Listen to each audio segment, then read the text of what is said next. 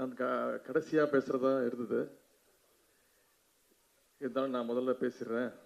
நானும் இங்கே வந்திருக்கக்கூடிய பல்வேறு பேச்சாளர்கள், பல்வேறு துறையினை சேர்ந்தவர்கள், பத்திரிகையாளர்கள், அமைச்சர்கள், தலைவர்கள் இந்தியா முழுவதும் வந்திருக்கிறாங்க. அவங்களுடைய பேச்சையெல்லாம் நானும் கேட்க அவரோட காத்திருக்கிறேன். அதனால் உங்ககிட்ட நான் அன்போடு கேட்டுக்கொள்வது, அன்போடு மட்டுமல்ல ஒரு கட்டளையாக நான் சொல்வது, நான் பேசி முடித்தவுடன் யாரும் போயிடக்கூடாது. எனக்கு தெரியும் சாப்பாடு டைமு. எனக்கு இருக்கிற ஒரே வருத்தம், நேற்றும் இந்த நிகழ்ச்சியில் கலந்திருக்கலாம். பல்வேறு தலைவர்கள் பேசியிருக்கிறார்கள், பல்வேறு சொற்பொழிவாளர்கள் பேசியிருக்கிறார்கள், முக்கியமான தலைப்புகளை பேசியிருக்கிறாங்க. கடைசி வரை அவர்கள் இந்தியா முழுக்க இருந்து பல்வேறு மாநிலங்களிலிருந்து வந்திருக்கிறாங்க. பல்வேறு நல்ல கருத்துக்களை சொல்ல வந்திருக்கிறாங்க. அதையெல்லாம் நான் இந்த நிகழ்ச்சியை முடிக்கிற வரைக்கும் நான் அமர்ந்து கேட்கப் போகிறேன். அதே போல் நீங்களும் அமர்ந்து அவர்களுடைய பேச்சுக்கு அதையெல்லாம் உள்வாங்கி நீங்கள் அந்த வரவேற்பை அவர்களுக்கு கொடுப்பீர்கள் என்று நான் நம்புகிறேன். முதல்ல அனைவருக்கும் மே தின உழைப்பாளர் தின வாழ்த்துக்களை தெரிவித்துக் கொள்கிறேன். திராவிட முன்னேற்ற கழகத்துடைய மாணவரணியின் சார்பாக அவருடைய ஒருங்கிணைப்பில் 2 நாட்கள் நடைபெற்று வரும் இந்த கல்வி, சமூக நீதி, கூட்டாட்சி தத்துவம் குறித்த தேசிய மாநாட்டு நிறைவு நாள் நிகழ்ச்சியை தலைமையேற்று நடத்தி கொண்டிருக்கக்கூடிய மாணவரணியினுடைய செயலாளரும் சட்டமன்ற உறுப்பினருமான அண்ணன் எழிலரசன் அவர்களே, சிறப்புரையாற்ற வருகை தந்திருக்கக்கூடிய கேரள அரசுடைய மாண்புமிகு தொழில் மற்றும் சட்டத்துறை அமைச்சர் தோழர் திரு பி ராஜீவ் அவர்களே, திரிணாமுல் காங்கிரஸ் கட்சியின் நாடாளுமன்ற உறுப்பினர் மரியாதைக்குரிய மௌகா மைத்ரா அவர்களே, இந்திய கம்யூனிஸ்ட் கட்சியுடைய நாடாளுமன்ற உறுப்பினர் தோழர் பி சந்தோஷ்குமார் அவர்களே, டெல்லி அரசின் முன்னாள் சட்ட அமைச்சரும் ஆம் ஆத்மி கட்சியுடைய தற்போதைய சட்டமன்ற உறுப்பினருமான மரியாதைக்குரிய திரு சோம்நாத் பாரதி அவர்களே, ஐஏஎஸ் அதிகாரியும் சமூக செயற்பாட்டாளருமான திரு கண்ணன் கோபிநாதன் அவர்களே, இந்திய காங்கிரஸ் கட்சியைச் சேர்ந்த சகோதரர் திரு கண்ணையா குமார் அவர்களே, பத்திரிகையாளரும் எழுத்தாளருமான திரு சீமா சிஷ்டி அவர்களே, மேற்கு வங்கத்தைச் சேர்ந்த சிந்தனையாளர் கர்கா சாட்டர்ஜி அவர்களே, எழுத்தாளரும் பெரியாரியவாதியான திரு திலீப் மண்டல் அவர்களே, வரவேற்புரையாற்றியுள்ள மாணவர் அணியினுடைய இணை செயலாளரும் கழக அரசினுடைய கொறடாவுமான அண்ணன் திரு முனைவர் கோழி செழியண்ணன் அவர்களே, இந்த 2 நாள் மாநாடு இவ்வளவு சிறப்பாக நடைபெற முழு காரணமாக இருக்கக்கூடிய அண்ணன் எழிலரசன் அவருடன் உறுதுணையாக நின்று உழைத்த கழக மாணவர்களுடைய இணை செயலாளர்கள், துணை செயலாளர்கள் திரு ஜெரால்ட், திரு மன்னை சோழராஜன், திரு மோகன், திரு சேலம் தமிழரசன், திரு SRS உமரிசங்கர், திரு கவி கணேசன், MAM ஷெரீப், அதலை செந்தில்குமார், M வெங்கடேஷ்குமார் உள்பட மாணவர் அணியினுடைய அனைத்து நிர்வாகிகளே, கழகத்துடைய பல்வேறு பொறுப்புகள் உள்ள நிர்வாகிகளே, கல்வியாளர்களே, சமூக செயல்பாட்டாளர்களே, உங்கள் அனைவருக்கும் முதல்ல என்னுடைய வணக்கத்தையும் நன்றியும் தெரிவித்துக் கொள்கிறேன். கழக மாணவர் அணிக்கும் அதன் செயலாளர் அண்ணன் எழிலரசன் அவர்களுக்கும் இப்படி ஒரு முன்னெடுப்பை எடுத்ததற்காக நான் முதலையுடைய நன்றியை தெரிவித்துக் கொள்கிறேன். கிட்டத்தட்ட ஒரு 15-20 நாட்களாக, இன்னும் சொல்லப்போனால் சட்டமன்ற கூட்டத்தொடர் நடந்து கொண்டிருக்கும் பொழுதே தலைவர் அவர்கள் அவரையும் என்னையும் அழைத்து இந்த மாதிரி ஒரு மாநாட்டை நீங்கள் நடத்த வேண்டும், மாணவர்களுக்கு இந்த மாநாட்டை நடத்த வேண்டும் என்று அறிவுறுத்தினார். இந்த கடந்த 15 நாட்களாக அல்லும் பகலும் இதற்காக கடுமையாக உழைத்த அண்ணன் திரு எழிலரசன் அவர்களுக்கும் அத்தனை துணை செயலாளர்கள், இணை செயலாளர்கள் அத்தனை பேருக்கும் என்னுடைய பாராட்டை தெரிவித்துக் கொள்கிறேன். அதேபோல் முதல் நாள் கூட்டத்தில் கலந்து கொண்டு உரையாற்றிய நம்முடைய மாண்புமிகு ஆசிரியர் அவர்களுக்கும், முன்னாள் நீதிபதி திரு GM அக்பர் அலி அவர்களுக்கும், மாண்புமிகு உயர்கல்வித்துறை அமைச்சர் அண்ணன் பொன்முடி அண்ணன் அவர்களுக்கும், மாண்புமிகு அமைச்சர் அண்ணன் மாசு அண்ணன் அவர்களுக்கும், மாண்புமிகு அமைச்சர் அன்பில் மகேஷ் பொய்யாமொழி அவர்களுக்கும், தமிழ்நாடு மாநில திட்டக்குழுவுடைய துணைத் தலைவர் அண்ணன் திரு ஜெயரஞ்சன் அவர்களுக்கும், கலந்து கொண்டு சிறப்புரையாற்றியுள்ள திரு பேராசிரியர் இளங்கோவன் அவர்களுக்கும், ஸ்ரீகாந்த் ஸ்மித் அவர்களுக்கும், பேராசிரியர் அனில் சத்கோபால் அவர்களுக்கும், அண்ணன் பிரின்ஸ் கஜேந்திர பாபு அவர்களுக்கும், IAS பன்னீர்செல்வம் அவர்களுக்கும், திரு அண்ணன் ஆழி செந்தில்நாதன் அவர்களுக்கும், திரு சசிகாந்த் செந்தில் அவர்களுக்கும், அக்கா அருள்மொழி அவர்களுக்கும் என் சார்பிலும் கழக இளைஞரணியின் சார்பிலும் மாணவர்களாகிய உங்கள் சார்பிலும் என்னுடைய நன்றியை தெரிவித்துக் கொள்கிறேன். அதேபோல் நாடாளுமன்ற உறுப்பினர் அக்கா தமிழச்சி தங்கபாண்டியன் அவர்களுக்கும், திரு நாடாளுமன்ற உறுப்பினர் மாநிலங்களவை உறுப்பினர் திரு வில்சன் அவர்களுக்கும், வந்திருக்கக்கூடிய சட்டமன்ற உறுப்பினர்கள் திரு ஆர்.டி. சேகர், திரு தாயகம் கவி, திரு ஐட்ரீம்ஸ் மூர்த்தி, சகோதரர் எபேனேசர், சகோதரர் பிரபாகர் ராஜா, சகோதரர் Vetriyazhagan, doctor Ezhilan, Joseph Samuel, Ambethkumar அவர்களுக்கும், இந்த கல்வி மாநாட்டை சமூக வலைதளங்கள் மூலம் மக்களுக்கு கொண்டு செல்லும் ஐடி விங் செயலாளருமான திரு டிஆர்பி ராஜா அவர்களுக்கும், ஐடி விங்கை சேர்ந்த அத்தனை நிர்வாகிகளுக்கும், சகோதரர் தமிழ்ராஜா, கீரை தமிழ்ராஜா, சகோதரி பூர்ண சங்கீதா, நக்கீரனுடைய பொறுப்பாசிரியர் அண்ணன் திரு கோவி எல்னின் அவர்களுக்கும், நாடாளுமன்ற உறுப்பினர் சகோதரர் திரு கலாநிதி வீராசாமி அவர்களுக்கும், அண்ணன் டி.கே.எஸ். இளங்கோவன் அவர்களுக்கும், அண்ணன் கௌரா ராஜசேகர் அவர்களுக்கும், காங்கிரஸ் கட்சியினுடைய மாநில துணை செயலாளர் திரு கோபண்ணா அவர்களுக்கும், வாரிய தலைவர் அண்ணன் திரு பூச்சி முருகன் அவர்களுக்கும், ஆம் ஆத்மி கட்சியைச் சேர்ந்த சகோதரி சுதா அவர்களுக்கும், சட்டத்துறை தலைவர் அண்ணன் திரு விடுதலை அவர்களுக்கும், அண்ணன் மாதவரன் சுதர்சரன் அவர்களுக்கும் சொல்லிட்டேன். இது 2 நாள் மாநாடா 3 நாள் மாநாடா?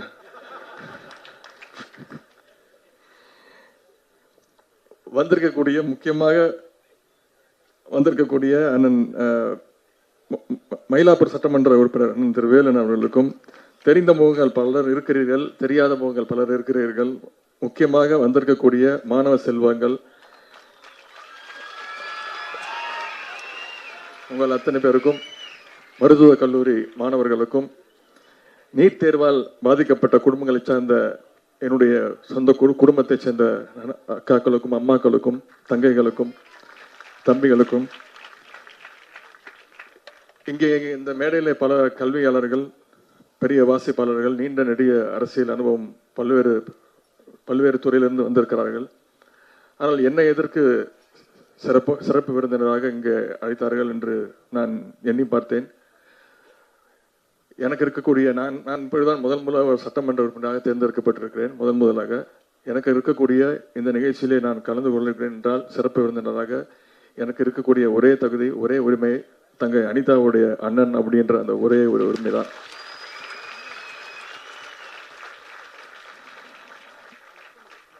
அப்படி எளிய மக்களுடைய கல்விக்காக தொடர்ந்து நான் குரல் கொடுப்பேன் தலைவருடைய வழியிலே என்ற முறையில் என்னை பேச அழைத்திருக்கிறார்கள் என்றுதான் நான் நினைக்கிறேன். அன்றைய எதிர்க்கட்சி தலைவரும் இன்றைய முதலமைச்சராகவும் உள்ள எங்களுடைய தலைவர்களுடைய உத்தரவின் பேரில் நானும் நம்முடைய மாணவரணி செயலாளர் திரு அண்ணன் எழிலரசன் அவர்களும் இந்த நீட் தேர்வை எதிர்த்து பல்வேறு போராட்டங்கள், பலமுறை கைது செய்யப்பட்டிருக்கிறோம். அந்த ஒரு தகுதி தான் இந்த நிகழ்ச்சிக்கு என்னை சிறப்பு அழைப்பாளராக அழைத்திருக்கிறார்கள் என்று நினைக்கிறேன். அதேபோல் அண்ணா பல்கலைக்கழகம் அதை பிரிக்க நினைத்த மத்திய அரசையும் அதற்கு துணை போன அன்றைய மாநில அரசையும் கண்டித்து மிகப்பெரிய கண்டன ஆர்ப்பாட்டத்தை நடத்தி அதற்கும் கைதானோம். அண்ணா பல்கலைக்கழகத்தின் வாசலே கைதானோம். இன்று அதே அண்ணா பல்கலைக்கழகத்தின் நான் செனட் மெம்பர். இப்படி நம் கல்வி உரிமை பறிக்கப்படும் போதெல்லாம் ஆர்ப்பாட்டங்கள், பல்வேறு போராட்டங்களை நாம் நடத்தியுள்ளோம். சமூக நீதியின் வழி இயங்கும் கழக சூழலில் வளர்ந்ததால் இந்த தன்மை இயல்பிலே என்னுள் இருந்ததாலும் தங்க அனிதாவின் மரணம் தான் என்னை இந்த பிரச்சனை நோக்கி தொடர்ந்து வேகமாக இயங்க தொடங்கி வைத்தது. தன் அம்மாவை நோய்க்கு பறிகொடுத்த அனிதாவுக்கு எப்படியாவது தான் டாக்டராகி சர்வீஸ் செய்ய வேண்டும் என்ற எண்ணம், அதுவும் யாருடைய துணையும் இல்லாமல் அப்பா அண்ணன்களுக்கு செலவு வைக்காமல் மெரிட்டில் பாஸ் செய்து மெடிக்கல் சேர வேண்டும் என்று நினைத்தார் தங்கை அனிதா. அந்த வைராக்கியத்தோடு படித்து 1200க்கு 1176 மார்க் எடுத்தார். Cut off mark 196.5. அவரின் +2 மார்க்கை வைத்து மருத்துவ கல்வி சேர்க்கை நடந்திருந்தால் அவருக்கு சென்னையில் அரசு மருத்துவக் கல்லூரியில் மெரிட்டிலே இடம் கிடைத்திருக்கும். ஆனால் நீட் தேர்வை கொண்டு வந்து திணித்து அவருக்கு இந்த இடம் கிடைக்காமல் போனது. உச்ச நீதிமன்றம் வரை சென்று போராடிய தங்க அனிதாவிற்கு எங்கேயும் நீதி கிடைக்கவில்லை. அன்று அவர் எடுத்த முடிவின் மூலம் நீட் எதிர்ப்பு போராட்டத்தை தொடங்கி வைத்தார் அனிதா. அனிதாவுடைய மரணம் தற்கொலை இல்லை, அது கொலை. மத்திய பாஜக அரசும் மாநிலத்தில் ஆண்டு கொண்டிருந்த அடிமை அதிமுக அரசும் சேர்ந்து செய்த கொலை. தொடர்ந்து இந்த படுகொலைகள் தொடர்ந்து கொண்டிருக்கின்றன. இந்த 5 ஆண்டுகளில் கிட்டத்தட்ட 16 குழந்தைகளை இந்த நீட் தேர்வுக்கு நாம் இழந்திருக்கிறோம். இதுபோல் அடுத்தடுத்து தொடர் மரணங்கள். செஞ்சி அடுத்த பெரவலூர் பிரதிபா என்று வந்திருந்தாங்கல்ல, அந்த குடும்பம், திருச்சியை சேர்ந்த சுபஸ்ரீ, சென்னை சேலையூர் ஏஞ்சலின் ஸ்ருதி, திருப்பூர் ரித்துஸ்ரீ, மரக்காணம் கூனிமேடு மோனிசா, பட்டுக்கோட்டை வைசியா, நெல்லை தனலட்சுமி, கோவை சுபஸ்ரீ, மதுரை ஜோதிஸ்ரீ துர்கா, செந்துரை விக்னேஷ், தர்மபுரி ஆதித்யா, திருச்செங்கோடு மோந்திலால், மேட்டூர் கூழையூர் தனுஷ், அரியலூர் துலாங்குறிச்சி கனிமொழி, வேலூர் காட்பாடு சௌந்தர்யா என 16 பேர் இந்த நீட் தேர்வினால் கடந்த 6 ஆண்டுகளில் நாம் எழுந்துள்ளோம். இவருடைய அத்தனை பேருடைய வீட்டிற்கும் இந்த 4 ஆண்டுகளிலே நானும் அண்ணன் திரு எழிலரசன் அவர்களும் தொடர்ந்து அந்த துயர சம்பவங்கள் நடக்கும் பொழுது அவருடைய வீட்டுக்கு சென்று, அவருடைய இல்லங்களுக்கு சென்று, அவருடைய பெற்றோர்களை, அவருடைய குடும்பத்தினை சந்தித்து அவருடைய துக்கத்திலே நாங்கள் பங்கெடுத்துள்ளோம். மருத்துவராக வேண்டும் என்ற தங்களுடைய கனவை மெய்ப்பிக்க இந்த ஒவ்வொரு குழந்தைகளும் எவ்வளவு உழைத்தனர் என்பதை அவருடைய பெற்றோர் சொல்ல நான் கேட்டிருக்கிறேன். அவை ஒவ்வொன்றும் வார்த்தைகளால் சொல்ல முடியாது. என்னுடைய கைகளை பிடித்து, நல்லா படிக்கக்கூடிய பையன்பா, நல்லா படிக்கக்கூடிய பொண்ணுப்பா, எங்க அந்த நீட் தேர்வு வந்ததுனால தன்னுடைய மருத்துவ கனவு பறி போய்விடுவோம் என்ற அந்த பயத்தினால இப்படி ஒரு தப்பான முடிவு எடுத்துட்டாங்கப்பா, தயவு செய்து தலைவர்கிட்ட போய் சொல்லுங்க, இந்த நீட் தேர்வை ரத்து செய்ய சொல்லுங்க அப்படின்னு அந்த ஒவ்வொரு பெற்றோரும் அவருடைய குடும்பத்தினரும் என்னுடைய கைகளை பற்றி அழுதையெல்லாம் நான் நினைத்து பார்க்கிறேன். கண்டிப்பாக தலைவர் அவர்கள் அதற்கான தொடர் முயற்சியிலே சட்ட போராட்டத்தை நடத்தி கொண்டிருக்கிறார்கள். ஏற்கனவே 2 முறை சட்டமன்றத்திலே அந்த தீர்மானத்தை நிறைவேற்றி அதை ஆளுநருக்கு அனுப்பி வைத்திருக்கிறோம். ஆளுநர் அதை இன்னும் டெல்லிக்கு அனுப்பாமல், குடியரசுத் தலைவருக்கு அனுப்பாமல் வைத்திருக்கிறார். தலைவர் இறுதியாக ஒரு எச்சரிக்கை விடுத்துள்ளார். திரு ஆளுநர் அவர்களே, நீங்கள் வெறும் போஸ்ட்மேன் தான், நாங்கள் கொடுக்கிறதை நீங்கள் டெல்லிக்கு அனுப்பிதான் ஆக வேண்டும், எதற்கும் ஓர் எல்லை உண்டு என்று தலைவர் அவர்கள் இறுதியாக எச்சரிக்கை விடுத்திருக்கிறார். கண்டிப்பாக இந்த ஆளுநர் எங்களுடைய தலைவருடைய அந்த வேண்டுகோளை ஏற்று அந்த எச்சரிக்கையை கேட்டு அதன் நடவடிக்கை விரைவில் எடுப்பார். திராவிட முன்னேற்ற கழகம் நம்முடைய சட்டமன்ற தேர்தலுடைய நம்முடைய அறிக்கையில நாம் கொடுத்த வாக்குறுதி, கண்டிப்பாக இந்த நீட் தேர்வை ரத்து செய்வோம் என்று அந்த வாக்குறுதியை கொடுத்திருந்தோம். அதை கண்டிப்பாக தலைவர் அவர் விரைவில் செய்து கொடுப்பார் என்று நான் நம்புகிறேன். இத்தனை பேர் தங்களுடைய உயிரை மாய்த்து கொண்ட பிறகும் அந்த தேர்வை ரத்து செய்யவோ, தேர்விலிருந்து தமிழகத்துக்கு விலக்களிக்கவோ மத்திய அரசு, ஒன்றிய அரசு மறுக்கின்றது. நீட் தேர்வு வருவதற்கு முன் 2016 தமிழ் மீடியம் படித்த 438 பேருக்கு அரசு மருத்துவக் கல்லூரியில் MBBS பட்டம் படிக்க இடம் கிடைக்கிறது. ஆனால் நீட் வந்த பிறகு 2017 மொத்தம் 41 மாணவர்களுக்கு, தமிழ் மீடியம் மாணவர்களுக்கு மட்டுமே அந்த இடம் கிடைத்தது. தமிழ் மீடியம் மாணவர்களுக்கு இதனால் 90% இடங்கள் பறிபோயுள்ளன. 2020 அரசு பள்ளி மாணவர்களுக்கு 7.5% உள் இடஒதுக்கீடு தந்த பிறகும் தமிழ் மீடியம் மாணவர்களுக்கு 196 இடங்கள் தான் கிடைத்துள்ளன. இது நீட்டுக்கு முன்னால் தமிழ் மீடியம் மாணவர்களுக்கு கிடைத்ததில் பாதி இடம்தான். நீட் தேர்வுக்கு முன்பு 2016 தமிழ்நாடு பள்ளி கல்வி திட்டத்தில் படித்த 2369 மாணவர்களுக்கு அரசு மருத்துவக் கல்லூரிகள் MBBS சீட் கிடைத்தது. இப்பொழுது CBSE மாணவர்களுக்கு வெறும் 14 இடங்கள் தான் கிடைத்தன. பெரும்பாலும் பொருளாதார வசதி இருப்பவர்கள், நகரங்கள் இருப்பவர்கள் தான் CBSE பள்ளிகளில் படிக்கிறார்கள். CBSE பாடத்திட்டம் உயர்வானது என்று பலர் சொல்கிறார்கள். அவர்களும் நீட் கோச்சிங் கிளாஸ் சென்றுதான் நீட் தேர்வில் அதிக மார்க் பெறுகிறார்கள். இவ்வளவுக்கும் CBSE பாடத்திட்டத்தில் இருந்துதான் நீட் தேர்வில் கேள்விகள் கேட்கப்படுகின்றன. வசதியுள்ள மாணவர்கள் தான் கோச்சிங் மையங்களுக்கு போய் பயிற்சி எடுத்து நீட் தேர்வில் மார்க் பெறுகிறார்கள். குறைவான திறனுள்ள மாணவர்கள் MBBS படித்து டாக்டர் ஆகும் நிலைமையை நீட் உருவாக்கியுள்ளது. நீட் தேர்வுக்கு எப்படி பதில் எழுதினால் மார்க் கிடைக்கும் என்பதைத்தானே கோச்சிங் சென்டரும் சொல்லித் தருகிறார்கள். +2 வரை கற்றுத்தருவதில் கிடைக்கும் அடிப்படை அறிவு நீட் தேர்வு பாஸ் ஆகிவிட்டால் வந்துவிடாது. நீட் என்பதே ஒரு ஏமாற்று வேலை. சமத்துவத்துக்கும் சமூக நீதிக்கும் எதிரான இந்த நீட் தேர்வை தொடக்கத்தில் இருந்தே திமுக எதிர்த்து வருகிறது, தொடர்ந்து எதிர்க்கும். இந்தியாவிலே வேறு எந்த மாநிலத்திலும் நீட் எதிர்ப்பு குரல் எழாத போது மிகுந்த தொலைநோக்கு பார்வையுடன் எதிர்த்ததுதான் திராவிட முன்னேற்ற கழகம். அதை நுழைவுத் தேர்வை ஆரம்பத்திலே எதிர்த்ததுதான் நம்முடைய முத்தமிழர் கலைஞர் அவர்கள். முத்தமிழர் கலைஞர் அவர்கள் முதல்வராக இருந்தவரை, ஏன் இன்னும் சொல்ல போனால் மறைந்த முதலமைச்சர் ஜெயலலிதா அம்மையார் உயிரோடு இருந்தவரை தமிழ்நாட்டுக்கு இந்த நுழைவுத் தேர்வு அனுமதிக்கப்படவில்லை. அந்த அம்மையார் இறந்த பிறகுதான் இந்த அடிமை அதிமுக அரசு நுழைவுத் தேர்வை பாஜக அவருடைய சொல்லை கேட்டு இந்த நீட் தேர்வை நுழைத்தது. நாம் கழகம் ஆட்சி அமைத்த பிறகு நீதியரசர் திரு A.K. ராஜனுடைய தலைமையில் குழு அமைத்து அறிக்கை பெறப்பட்டது. அந்த அறிக்கை பல்வேறு மாநிலங்களுக்கு அவரவர் மொழியில் மொழிபெயர்க்கப்பட்டு நேரில் வழங்கப்பட்டது. நம்முடைய முதலமைச்சர் அவர்கள் தமிழ்நாட்டுக்கு நீட் தேர்வில் இருந்து விலக்கு பெறும் சட்ட முன்வடிவை ஒருமனதாக நிறைவேற்றி ஆளுநருக்கு இதுவரை 2 முறை அனுப்பியுள்ளார். 7 கோடி தமிழ் மக்களின் உத்தரவை மதிக்க வேண்டியதுதான் கவர்னருடைய ஆளுநருடைய கடமை. நீட் தேர்வுக்கு விலக்கு தரும் சட்டத்திற்கு கவர்னர் ஒப்புதல் தராமல் இருப்பது 7 கோடி தமிழ் மக்களை அவமதிக்கும் செயல். ஆளுநர் முட்டுக்கட்டை போட்டாலும் நம்முடைய முயற்சிகள் தொடர்ந்து கொண்டிருக்கும். நீட் ஒழிப்பு விஷயத்தில் தமிழ்நாட்டின் குரலோடு ஏனைய மாநிலங்களும் இணைய வேண்டும் என்று இந்த நேரத்தில் நான் அத்தனை பேருக்கும் கோரிக்கை வைக்கின்றேன். தங்கை அனிதா இன்று உயிரோடு இருந்திருந்தால் அவர் இன்று டாக்டர் அனிதா. அவர் உள்ளிட்ட 16 பேரையும் நம் நினைவில் ஏந்தி நீட் தேர்வு ஒழியும் வரை நம்முடைய போராட்டத்தை தொடர உறுதி எடுத்துக் கொள்ள வேண்டும் என்று உங்கள் அத்தனை பேரையும் கேட்டுக்கொள்கிறேன். இந்த போராட்டத்தை கடந்த நூற்றாண்டில் மிகவும் தீவிரமாக நடத்திய இயக்கம் நீதி கட்சி, அதன் தொடர்ச்சியாக திராவிடர் கழகம், அதைத் தொடர்ந்து திராவிட முன்னேற்ற கழகம். பெரியாரும் பேரறிஞர் அண்ணாவும் முத்தமிழர் கலைஞரும் நடத்திய இந்த போரை இப்பொழுது நம்முடைய மாண்புமிகு முதல்வர் அவர்கள் தொடர்ந்து நடத்தி கொண்டு வருகிறார். முத்தமிழர் கலைஞர் அவர்களுடைய ஆட்சியில்தான் உயர்நிலை பள்ளியிலிருந்து பட்டப்படிப்பு மற்றும் பட்ட மேற்படிப்பு வரை பயிலும் மாணவர்களுக்கு இலவச கல்வி வழங்கப்பட்டது. அதனால்தான் தொடக்க கல்வியிலும் நடுநிலை கல்வியிலும் 100% மாணவர் சேர்க்கையை நாம் சாதித்திருக்கிறோம். உயர்நிலை பள்ளி சேர்க்கையில் சதவீதம் 94%, மேல்நிலை பள்ளியில் சேர்க்கை 78%. தமிழ்நாட்டில் உயர்கல்வி பயிலும் மாணவர்களுடைய அளவு 51.4%. இந்திய அளவில் உயர்கல்வி படிக்கும் மாணவர்கள் 27.1% மட்டும்தான். தமிழ்நாட்டில் மட்டும்தான் 50 மருத்துவக் கல்லூரிகள் இருக்கின்றன. இன்னும் இந்த தலைவர் அவர்கள் இன்று சட்டப்பேரவையில் அறிவித்திருக்கிறார். இந்த சட்டமன்ற கூட்டத்தொடரிலே மேலும் 11 புதிய மருத்துவக் கல்லூரிகள் இந்த ஆண்டு தொடங்கப்படும் என்று தலைவர் அறிவித்திருக்கிறார். தமிழ்நாட்டில் இருக்கும் ஒடுக்கப்பட்ட மக்களுக்காக மட்டும் நாம் போராடவில்லை. இந்தியா முழுவதும் வாழும் பட்டியல் சமூக பிற்படுத்தப்பட்ட மக்களுக்கும் அவருடைய கல்வி உரிமைக்காகவும் திராவிட முன்னேற்ற கழகம் போராட்டி வந்து கொண்டிருக்கிறது.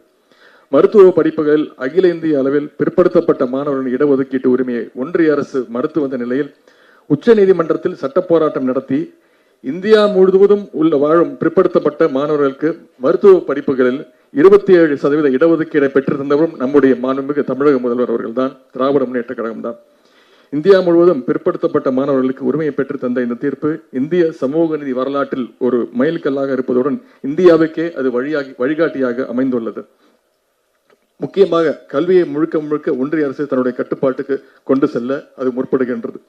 எல்லா கல்வி திட்டங்களையும் தேசிய அளவில் அமல்படுத்துவது, மாநில அரசின் கல்வி அதிகாரத்தை முழுவதுமாக பறிப்பது, இதுதான் இப்பொழுது நடந்து கொண்டிருக்கிறது. அதற்காகத்தான் புதிய கல்விக் கொள்கையை ஒன்றிய அரசு அறிமுகம் செய்துள்ளது. நீட் ஒரு தொடக்கம் தான். அதன் பிறகு இப்பொழுது கியூட் என்று அடுத்து ஒன்று கொண்டு வராங்க. அதன் பிறகு புதிய கல்விக் கொள்கை அப்படின்னு இன்னொரு திட்டத்தையும் கொண்டு வராங்க. முதல் கட்டமாக மத்திய பல்கலைக்கழகங்கள் நுழைவுத் தேர்வு எழுதி வெற்றி பெறாமல் எந்த படிப்பையும் படிக்கவே முடியாது. இது யுஜிசி மார்ச் மாதம் வெளியிட்டுள்ள அறிவிப்பு. இந்த திட்டத்தையும் எதிர்த்து சட்டமன்றத்தில் முதல் தலைவராக நம்முடைய தலைவர் அவர்கள் தீர்மானம் நிறைவேற்றியுள்ளார். இந்த நுழைவுத் தேர்வையும் நுழையும் நிலையிலேயே நாம் கண்டிப்பாக எதிர்ப்போம். கல்வி என்பது பொதுப்பட்டியலில் இருக்கிறது. மாநில அரசுக்கும் ஒன்றிய அரசுக்கும் கல்வியில் அதிகாரம் இருக்கிறது. ஆனால் ஒன்றிய அரசு நினைப்பதை மாநில அரசுகள் செய்ய வேண்டும் என்று நினைக்கிறது. மாநில அரசுகள் எந்த அதிகாரமும் இல்லாத அடிமைகள் என்று பாஜக நினைக்கிறது. உண்மையான தமிழர்கள் யாருக்கும் அடிமையாக இருந்து பழக்கம் கிடையாது என்பதை பாஜக உணர வேண்டும். எல்லாவற்றையும் விட மிகவும் ஆபத்தானது 3ஆம் வகுப்புக்கு பொதுத் தேர்வு. இது எவ்வளவு கொடுமையானது என்று நீங்கள் யோசித்து பார்க்க வேண்டும். 3வது படிக்கிற குழந்தைக்கு பொதுத் தேர்வு தேவையா என்று நாம் யோசித்து பார்க்க வேண்டும்.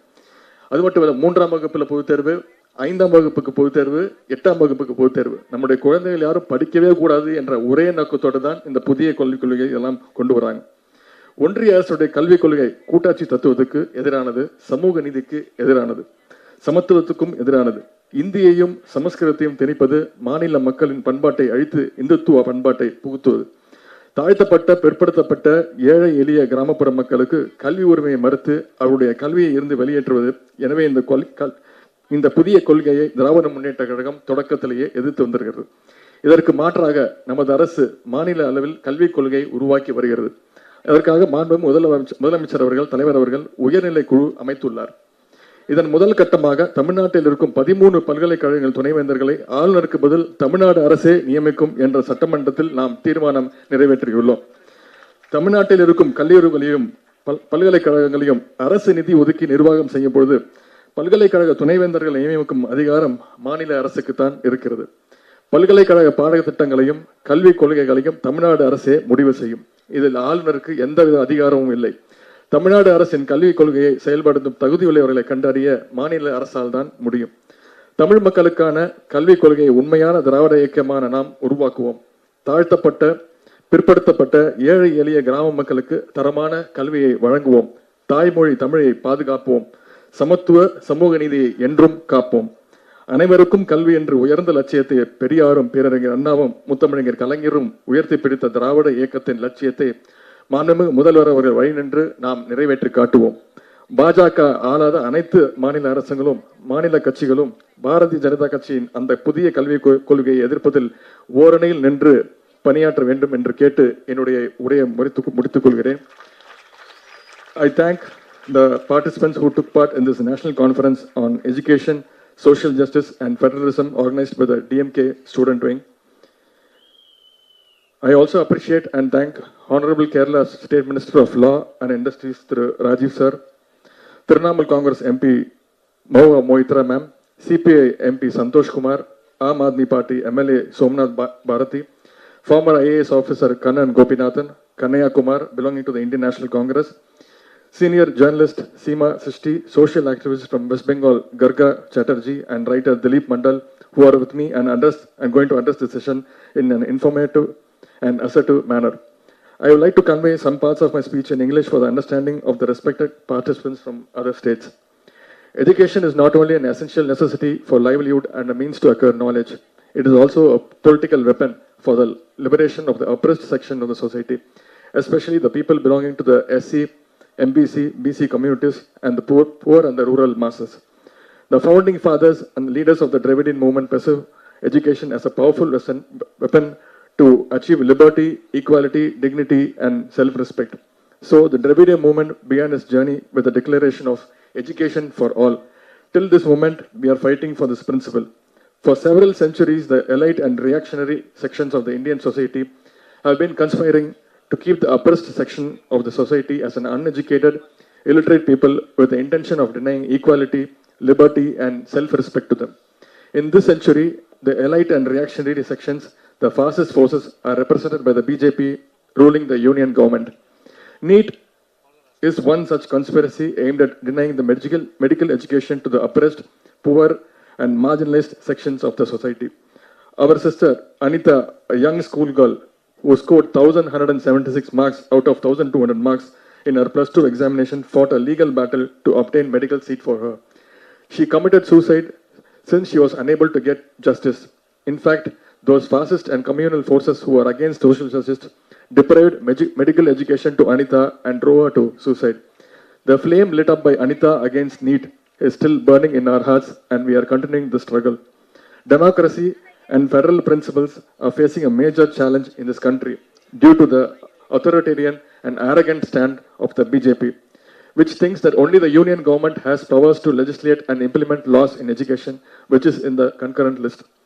The union government is trying to impose its new education policy on all states, including Tamil Nadu, which has a history of massive agitations against Hindi imposition. The policy tries to impose not only Hindi, but also Sanskrit. Does any developed nation in the world follow a 3-language policy in education? Why people of Tamil Nadu must learn 3 languages? Language itself is not knowledge, but language is a means to acquire knowledge. The new education policy plans to conduct public examination for students of class number 3, 5 and 8. It is a clear attempt and a conspiracy to oust the oppressed section of the society from education. Tamil Nadu government had already announced that it will formulate its own education policy. Since education is a subject under concurrent list, states have every right to formulate their own policy. At this moment, I have an important request to the leaders and people of all the states in India. It is not enough if Tamil Nadu alone fights against NEET, CUTE and new education policy. I request all the leaders and people in the country to stand against the fascist BJP government's conspiracy to deny education to the oppressed and poor sections of the society. I request you to join the struggle to safeguard social justice and federalism. We can achieve our goals only if we stand united and fight against the reactionary, backward and anti-people forces headed by the BJP. I hope all of you join the struggle for the equality, dignity, self-respect and liberation of the oppressed classes of India. Thank you. Nandri. Vanakkam.